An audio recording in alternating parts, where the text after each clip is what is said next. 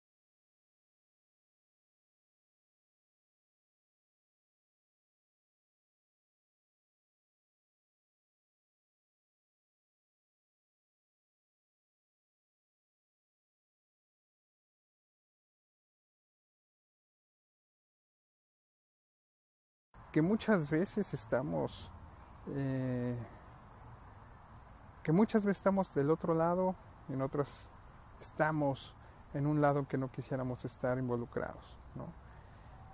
La verdad es que cuando hablamos de víctimas, cuando hablamos de victimarios, cuando hablamos de la victimización, ¿no? Hablamos de estos fenómenos sociales que conocemos desde niños. Somos productos de esta sociedad y esta sociedad evidentemente nos ha enseñado a saber que esta es una de las formas en las cuales podemos desempeñarnos, podemos desenvolvernos. Cuando nosotros nos victimizamos o victimizamos a alguien, estamos ejerciendo una dinámica y estamos llevando a cabo un ejercicio de poder en todos los aspectos.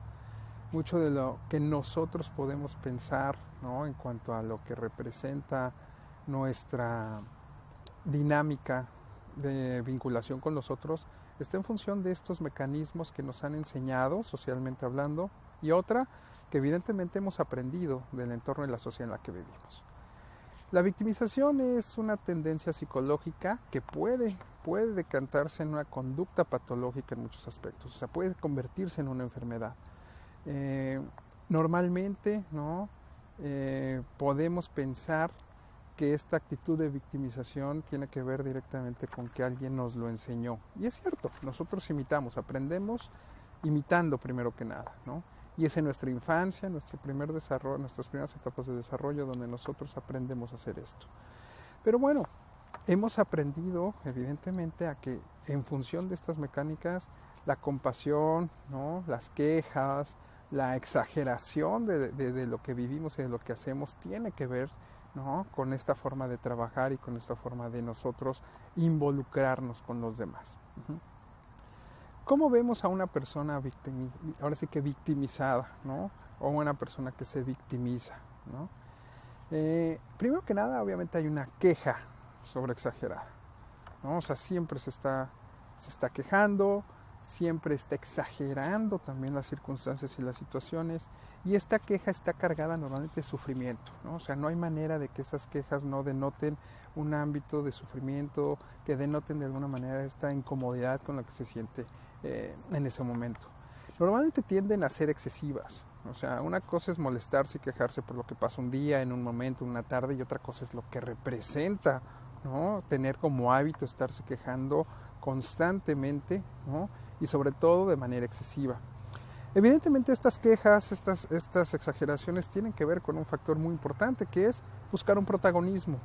Nosotros encontramos a personas en este rol de víctima cuando están buscando un protagonismo en el entorno, en el ambiente en que se desenvuelve. Y definitivamente empieza a ser un mecanismo que funciona.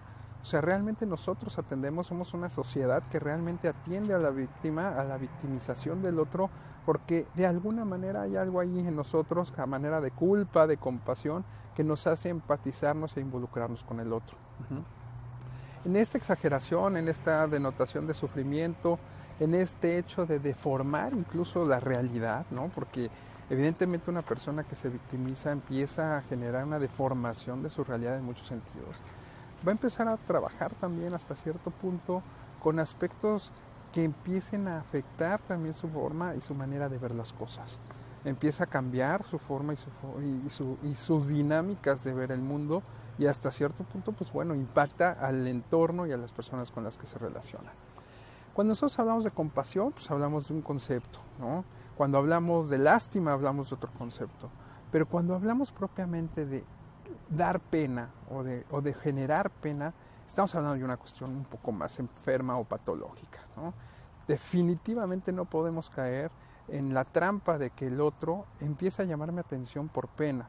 Una cosa es que yo sepa que le esté pasando algo y que por compasión y en este rol de empatía pueda yo, ¿no? De alguna manera sentirme empático y de alguna manera acompañarlo y hacerle caso a sus demandas.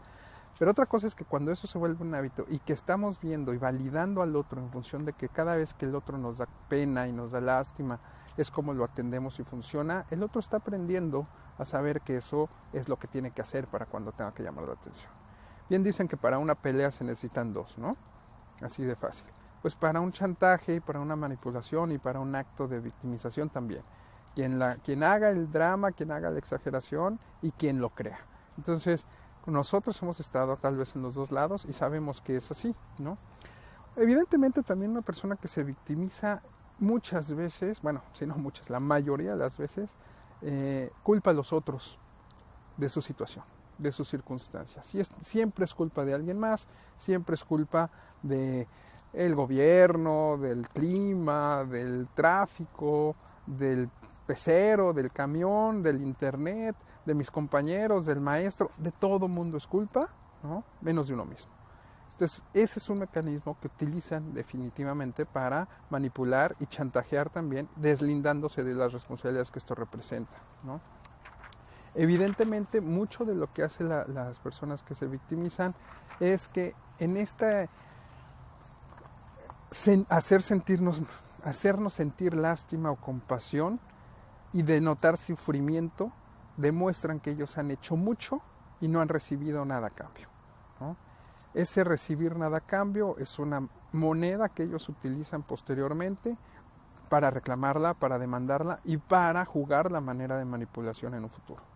Definitivamente, ¿no? Una persona que se victimiza sabe qué hacer con el sacrificio que hace de alguna manera por otro y con el esfuerzo que esto representa para poder obtener situaciones o circunstancias a favor en un futuro. No quiero hablar en contra de nadie, pero por ejemplo, una manera muy muy clara que tenemos de la victimización y del chantaje a través del sacrificio es la figura, ¿no?, de la madre que socialmente estamos acostumbrados a reconocer, ¿no? Una disculpa, al parecer creo que se cortó el video, ¿no? Algunos problemas técnicos y ya estamos por terminar. Voy a retomar un poquito lo que estamos diciendo ya para cerrar la participación. Pero bueno, entonces hablamos o retomamos qué es lo que podemos hacer. Primero que nada, volvernos conscientes por qué estoy tomando esta actitud de víctima, por qué la otra persona, qué gana, qué costo-beneficio tiene esta persona en la actitud de víctima, ¿no? Número 2, aprender a expresar lo que queremos realmente, ¿no?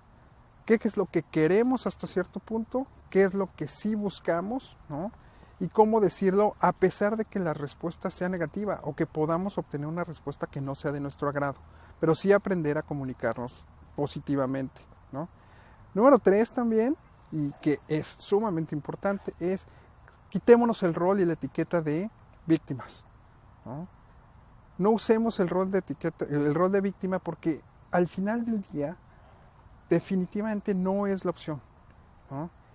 Podemos hacernos de muchas herramientas, podemos hacernos de muchos niveles de conciencia donde la victimización no es la opción o no es la única forma de trabajar. La hemos aprendido, socialmente nos la han enseñado, familiarmente la vivimos. Insisto que somos una sociedad donde tenemos por excelencia a la figura de la madre estereotipada mexicana que chantajea, que manipula, que controla, pero es un producto de la sociedad, no es culpa incluso de las madres, ¿no? Pero es parte de. Y por último, además de estar conscientes, aparte de saber cómo expresar y preguntar, y aparte de salir de este rol de víctima, es decidan elegir. O sea, elegimos en función de lo que nos pasa, de lo que vivimos, de lo que hacemos. Podemos elegir otra cosa. Podemos elegir a lo mejor sufrir en ese momento algo. Podemos elegir tal vez en ese momento tomar otra opción, aunque sea más dolorosa. Y esto es como cuando uno hace una dieta o uno decide ir al gimnasio, hacer un ejercicio. Yo decidí levantarme hoy temprano y mañana también tiene que ser una decisión de todos los días. Desgraciadamente tal vez hay muchos factores que puedan impedir que esa decisión se cumpla día a día, pero no puedo claudicar. Si yo decido salirme de ese rol es porque decidí y estoy consciente que es algo que no me está funcionando, que es algo que va más allá de mí y que entonces lo más seguro y lo más accesible es que necesite ayuda. Pensemos en que si estas son las circunstancias, ¿no? Pidamos ayuda. Vayan con un terapeuta, acérquense con ayuda profesional. Tal vez hay otros factores como factores fisiológicos. Puede haber cuestiones de depresión, por ejemplo. Puede haber contextos donde realmente muchos de los elementos de victimización pues vienen de una infancia dolorosa, violenta. Evidentemente todos vivimos y crecimos con traumas. Y esos traumas definitivamente nos van a impactar en la forma en que nos vivimos y nos relacionamos hoy en día. Es por eso que por eso también es importante reconocer que necesitamos cierta ayuda y que no está mal el hacerlo. Ahora, no significa que porque así lo hemos hecho toda la vida y porque así ha funcionado toda la vida, ¿no? Entonces tenga que estar así para siempre y todo esté bien. El rol de la víctima es un rol que socialmente hablando nos ha minimizado en nuestro aparato y nuestro cuerpo social a nivel de emociones. Es un rol que no nos está ayudando a crecer en muchos aspectos, independientemente de dónde se ubique, jerárquicamente hablando, en las familias, en los amigos, en las parejas, en las sociedades, en los trabajos. El ser víctima, aunque desgraciadamente pareciera que funciona, ¿no? Porque pareciera que obtenemos lo que queremos con ese berrinche, con ese chantaje, con esa manipulación, también es cierto que el ser víctima va a generar consecuencias a mediano y largo plazo de las cuales va a ser mucho más difícil luego zafarnos. Es por eso que yo les recomiendo muchísimo que si estamos detectando actitudes que tienen este rol de víctimas, que si de alguna manera nos sentimos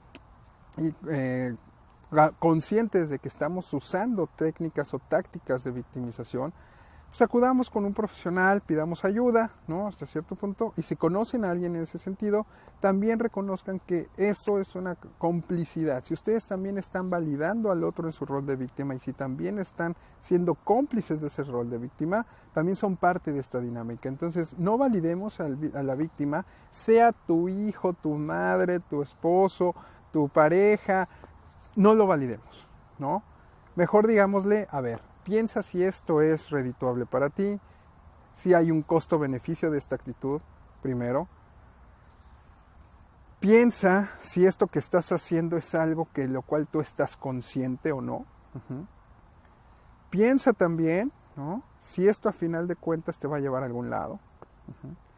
Y también de alguna otra forma, pues decirles o hacerles ver que el que tú no se los vayas a comprar no significa que tengan que írselo a vender a alguien más ese chantaje o esa manipulación, que es algo que no les está ayudando. ¿Por qué? Porque no están expresando realmente lo que quieren. Entonces, mejor ayudar a una persona que se victimiza a que pueda apoyarse y facilitarles la idea de cómo expresarse y cómo pedir algo, que seguirles comprando ese chantaje y esa manipulación, ¿vale? Nosotros somos corresponsables de que eso siga pasando con las personas que conocemos y con el entorno en el que vivimos, ¿vale? Pues muy bien. Entonces agradezco muchísimo el que hayan estado aquí de regreso después de varios meses que no nos habíamos visto en este espacio.